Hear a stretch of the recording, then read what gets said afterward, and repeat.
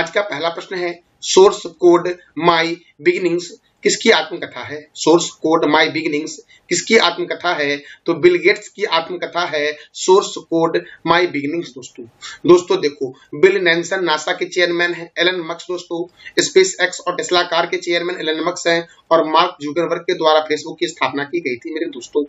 तो मेरे दोस्तों देखो, बिल गेट्स मेरे प्यारे लाल एवं लालियो, देखो माइक्रोसॉफ्ट संस्थापक हैं बिल गेट्स और पॉल एलन। माइक्रोसॉफ्ट का हेडक्वार्टर कहाँ है? वॉशिंगटन में है। माइक्रोसॉफ्ट के चेयरमैन एंड सीईओ कौन है? सत्या नडेला है। कौन है? सत्या नडेला। और माइक्रोसॉफ्ट की स्थापना कब हुई थी? 4 अप्रैल 1975 को माइक्रोसॉफ्ट की स्थापना हुई थी। कब हुई थी माइक्रोसॉफ्ट की स्थापना? तो 4 अप्रैल 1975 को माइक्रोसॉफ्ट की दोस्तों स्थापना हुई थी। किसके द्वारा की गई थी स्थापना दोस्तों? तो याद रखना, बिल गेट्स एवं पॉल एलन के द्वारा दोस्तों किया गया था माइक्रोसॉफ्ट की स्थापना। और बिल गेट्स की आत्मकथा का नाम क्या है? सोर्स कोड माई बिगिनिंग्स। ये बिल गेट्स की आत्मकथा है। मेरे प्यारे दोस्तों, हम अगले प्रश्न की ओर बढ़ते हैं। हमारा अगला प्रश्न है, भारत और किस देश का संयुक्त सैटेलाइट मिशन तृष्णा पृथ्वी के तापमान की निगरानी करेगा? भारत और किस देश का संयुक्त सैटेलाइट मिशन तृष्णा है जो पृथ्वी के तापमान की निगरानी करेगा? दोस्तों फ्रांस। भारत और फ्रांस का संयुक्त सैटेलाइट मिशन दोस्तों तृष्णा उपग्रह जो पृथ्वी के तापमान की निगरानी करेगा। अब फ्रांस दोस्तों, तो फ्रांस के बारे में जानेंगे ही। देखो, रूस के राष्ट्रपति कौन है? व्लादिमीर पुतिन है। जापान के प्रधानमंत्री कौन है? Fumio Kishida. और अमेरिका के राष्ट्रपति कौन है? जो बाइडेन है दोस्तों। तो मेरे प्यारे दोस्तों, अब हम जानेंगे फ्रांस के बारे में। देखो, फ्रांस की राजधानी पेरिस है और पेरिस है सीन नदी के किनारे। फ्रांस के प्रेसिडेंट है इमैनुअल मैक्रोन। फ्रांस के प्राइम मिनिस्टर है ग्रेवियर अटल। फ्रांस की करेंसी है यूरो। और UNESCO United Nation Educational Scientific and Cultural Organization का हेडक्वार्टर पेरिस में है। इंटरपोल का हेडक्वार्टर कहाँ है? तो पेरिस में है इंटरपोल का हेडक्वार्टर। मेरे प्यारे लाल एवं लालियो, दोस्तों यूनेस्को की स्थापना कब हुई थी? जरा ये आप बता दो कमेंट बॉक्स में। अगला दोस्तों प्रश्न है, नॉर्वे शतरंज खिताब 2024 किसने जीता है?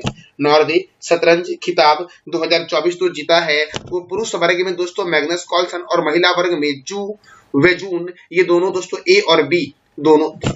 याद रखना, नॉर्वे शतरंज खिताब 2024 किसने जीता है? तो मैग्नस कार्लसन और जू वेजून दोस्तों। मैग्नस कार्लसन पुरुष वर्ग में और जू वेजून महिला वर्ग में दोस्तों। अब नॉर्वे की राजधानी क्या है? ओस्लो। और नॉर्वे की करेंसी क्या है? Norwegian Chrono. ये नॉर्वे की करेंसी है मेरे प्यारे लाल एवं लालियो। मेरे प्यारे दोस्तों, अगला प्रश्न हमारा है, द एशियन बैंकर द्वारा किसे best conduct of business regulator से सम्मानित किया गया है?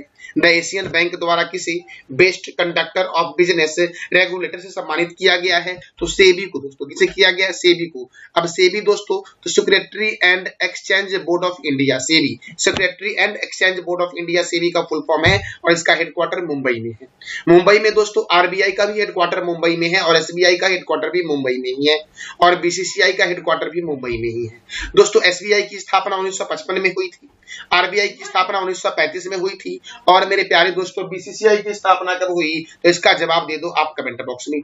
दोस्तों सेबी की स्थापना कब हुई? 12 अप्रैल 1988 को सेबी की स्थापना हुई। और सेबी के चेयरमैन कौन है? तो माधवीपुरी बुच है सेबी के चेयरमैन, मेरे प्यारे लाल एवं लालियो। मेरे प्यारे दोस्तों, हमारा अगला प्रश्न है, पहली बार दुनिया को उदय होती पृथ्वी दिखाने वाले, पहली बार दुनिया को उदय होती पृथ्वी दिखाने वाले किस अंतरिक्ष यात्री की मृत्यु विमान दुर्घटना में 7 जून 2024 को हुई है? तो याद रखें दोस्तों, विलियम एंडर्स दोस्तों, जिन्होंने पहली बार दुनिया को उदय होती हुई पृथ्वी दिखाया था। इस अंतरिक्ष यात्री की विमान दुर्घटना में दोस्तों अभी हाल ही में दोस्तों निधन हो गया है। नाम क्या है दोस्तों? विलियम एंडर्स दोस्तों। मेरे दोस्तों प्यारे, याद रखना, देखो नासा के अपोलो 11 मिशन का हिस्सा थे दोस्तों। नासा के अपोलो 11 मिशन के हिस्सा थे विलियम एंडर्स दोस्तों। और एंडर्स अपोलो 8 मिशन में लूनर मॉड्यूल पायलट थी दोस्तों। अपोलो 8 मिशन से दोस्तों 3 व्यक्ति गए थे दोस्तों। 3 व्यक्ति का नाम क्या? तो याद रखें, विलियम एंडर्स थे, फ्रैंक बोरमैन थे, और जिम लोवेल थे मेरे प्यारे लाले बमलालियों। और एंडर्स ने प्रसिद्ध ऑर्थराइज फोटो खींची जिसमें हमारे विश्व को चंद्र क्षैतिज के साथ अग्रभूमि में दिखाया गया है। मेरे प्यारे लाल एवं लालियों, इनकी मृत्यु कहाँ हुई? तो इनकी मृत्यु जोन्स द्वीप पर हुई दोस्तों। जोन्स द्वीप वाशिंगटन और वैंकूवर द्वीप के बीच सैन जुआन द्वीप समूह का हिस्सा है जोन्स द्वीप, यहीं पर इनकी मृत्यु हो गई विमान दुर्घटना में। और अपोलो 8 को लॉन्च किया गया था 21 दिसंबर 1968 को अपोलो 8 को दोस्तों लॉन्च किया गया था मेरे प्यारे लाल एवं लालियों। मेरे प्यारे दोस्तों अब नासा का मिशन था अपोलो 8, तो याद रखना नासा के बारे में। नासा का फुल फॉर्म है national aeronautics and space administration. NASA का हेडक्वार्टर है वॉशिंगटन में मेरे दोस्तों नासा का हेडक्वार्टर वॉशिंगटन में है। और मैंने भी तुरंत बताया था माइक्रोसॉफ्ट का हेडक्वार्टर भी वॉशिंगटन में है, वर्ल्ड बैंक का हेडक्वार्टर भी वॉशिंगटन में है, वर्ल्ड बैंक का हेडक्वार्टर दोस्तों। और IMF अंतरराष्ट्रीय मुद्रा कोष का हेडक्वार्टर भी कहां है, तो वॉशिंगटन में ही है। नासा की स्थापना हुई थी 29 जुलाई 1958 को और DRDO की स्थापना भी दोस्तों 1958 में ही हुई थी। नासा के चेयरमैन कौन है, वेल नेल्सन। अच्छा दोस्तों मैंने भी एक व्यक्ति के बारे में बताया था, उनकी आत्मकथा का नाम है सोर्स कोड माय बिगिनिंग्स। यह किसकी आत्मकथा है जरा ये आप बता दो कमेंट बॉक्स में मेरे प्यारे दोस्तों। हमारा अगला प्रश्न है हाल ही में किस कंपनी के संस्थापक रामोजी राव का 88 वर्ष की आयु में निधन हुआ है। रामोजी राव का 88 वर्ष की आयु में निधन हुआ है, यह किस कंपनी के संस्थापक थे, तो इयांडू ग्रुप दोस्तों और रामोजी फिल्म सिटी दोनों कंपनी के संस्थापक थे दोस्तों। इसका आंसर हो जाएगा ए और बी दोनों। और इन्हें 2016 में पद्म विभूषण पुरस्कार से भी सम्मानित किया गया था। अच्छा दोस्तों जरा ये बता दो 2024 में कितने लोगों को पद्म विभूषण पुरस्कार से सम्मानित किया गया है। और पद्म दोस्तों 3 प्रकार के हैं, पद्म भूषण, पद्म विभूषण, पद्मश्री। दोस्तों तो पद्म भूषण से नहीं सम्मानित किया गया है, तो आप बताओ पद्म पुरस्कार कितने व्यक्ति को 2024 में दिया गया है। मैंने आपको बताया था दोस्तों ये प्रश्न। मेरे प्यारे लाल एवं लालियों हमारा अगला प्रश्न है भारत अमेरिका दक्षिण कोरिया और किस देश भारत अमेरिका दक्षिण कोरिया और किस देश ने बायोफार्मास्यूटिकल गठबंधन शुरू किया है। दोस्तों भारत अमेरिका दक्षिण कोरिया और किस देश के साथ बायोफार्मास्यूटिकल गठबंधन को शुरू किया है, तो याद रखना मेरे प्यारे लाल एवं लालियों जापान के साथ। भारत अमेरिका जापान दक्षिण कोरिया ने बायोफार्मास्यूटिकल गठबंधन शुरू किया है। और इसका उद्देश्य क्या है दोस्तों, तो इसका उद्देश्य है जैव औषधि क्षेत्र में एक मजबूत आपूर्ति श्रृंखला का निर्माण करना, इसका उद्देश्य है दोस्तों देखो अमेरिका के बारे में मैंने आपको कई बार बताया है, आप आज बता दो दक्षिण कोरिया के बारे में और मैं आपको बताता हूं जापान के बारे में। दोस्तों याद रखना जापान की राजधानी है टोक्यो, जापान की करेंसी है जापानी येन, जापान के प्राइम मिनिस्टर है फोमियो किशिदा, जापान की संसद का नाम डाइट है, जापान का राष्ट्रीय चिन्ह गुलदाउदी है, जापान का राष्ट्रीय खेल जूडो है और संयुक्त अभ्यास सहयोग काइजिंग ये भारत और जापान के बीच होता है। याद रखना धर्म गार्जियन सैन्य अभ्यास भी भारत और जापान के बीच ही होता है। जापान में ही दोस्तों पहली बार परमाणु बम का प्रयोग किया गया था हिरोशिमा और नागासाकी पर। दोस्तों हिरोशिमा पर कौन सा बम गिराया गया था, परमाणु बम का नाम क्या था, अमेरिका के द्वारा गिरवाया गया था परमाणु बम, उस परमाणु बम का नाम क्या था, जरा ये आप बता दो कमेंट बॉक्स में मेरे प्यारे लाल एवं लालियों। अगला प्रश्न हमारा है हाल ही में किसने लेजेंडर रिचर्ड को हराकर हेलीबॉर्न चैलेंजर्स टेनिस टूर्नामेंट जीता है।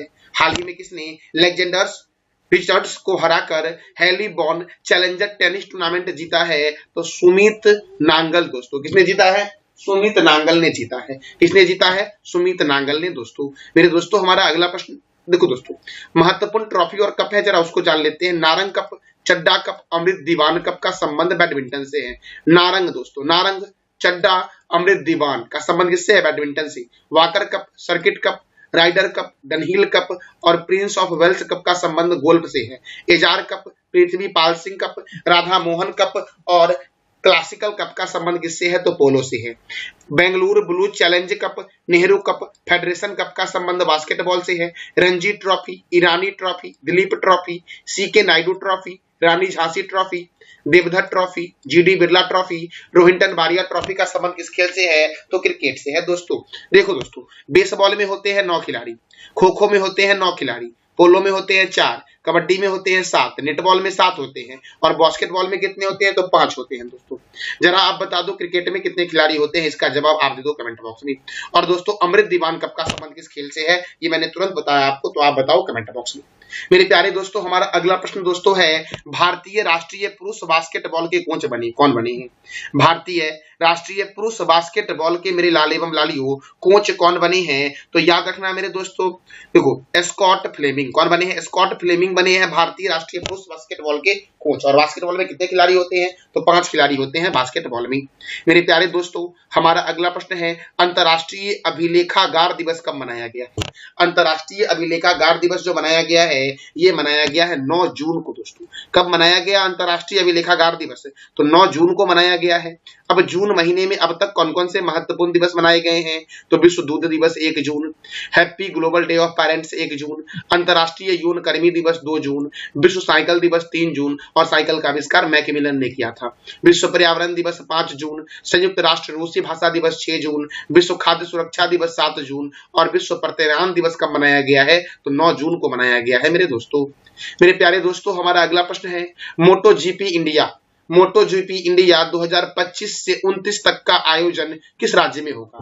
मोटो जीपी इंडिया 2025 से 2029 तक, 2025 से 2029 तक का आयोजन किस राज्य में किया जाएगा? तो याद रखना उत्तर प्रदेश में किया जाएगा दोस्तों। मोटो जीपी इंडिया दोस्तों 2025 से 2029 तक का आयोजन जो होगा ये उत्तर प्रदेश में होगा।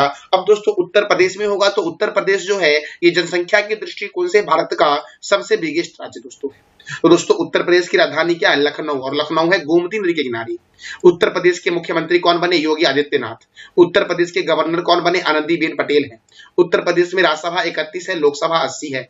दुधवा राष्ट्रीय उद्यान, हस्तिनापुर वन्यजीव अभ्यारण्य, रानीपुर वन्यजीव अभ्यारण्य, चंद्रप्रभा वन्यजीव अभ्यारण्य, सुर सरोवर वन्यजीव अभ्यारण्य, बखीरा वन्यजीव अभ्यारण्य, पिलभित राष्ट्रीय उद्यान, अमानगढ़ बाघ रिजर्व और लाख बहोसी अभ्यारण्य जो आपका है ये किस राज्य में है? तो उत्तर प्रदेश में है।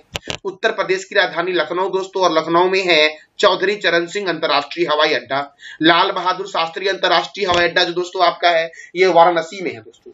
दोस्तों आप बता दो महर्षि वाल्मीकि अंतर्राष्ट्रीय हवाई अड्डा कहाँ है? उत्तर प्रदेश के किस शहर में महर्षि वाल्मीकि अंतर्राष्ट्रीय हवाई अड्डा है? ये आप बताओ कमेंट बॉक्स में।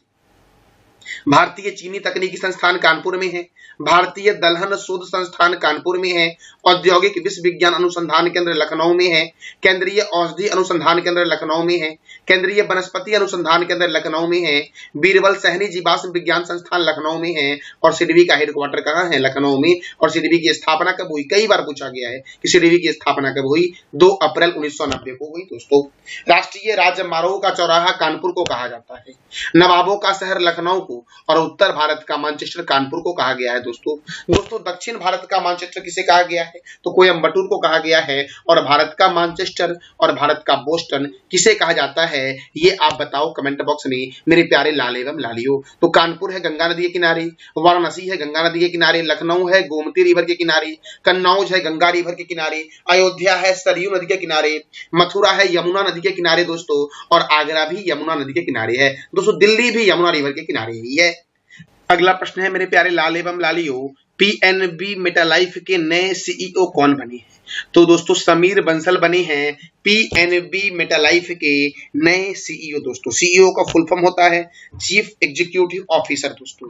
मेरे प्यारे दोस्तों हम अगले प्रश्न की ओर बढ़ते हैं और हमारा अगला प्रश्न है कर्मचारी राज्य बीमा निगम के महानिर्देशक कौन बने हैं? तो कमल किशोर सोन बने दोस्तों। कौन बने हैं? कमल किशोर सोन बने हैं कर्मचारी राज्य बीमा निगम के नए महानिर्देशक मेरे प्यारे लाल एवं लालियों।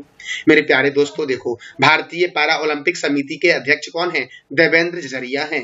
टाटा इंटरनेशनल के नए सीएमडी कौन है? राजीव सिंघल। एलएनटी ग्रुप के अध्यक्ष कौन है? आर शंकर रमन। राष्ट्रीय सुरक्षा गार्ड के महानिर्देशक कौन है? नलिन प्रभात।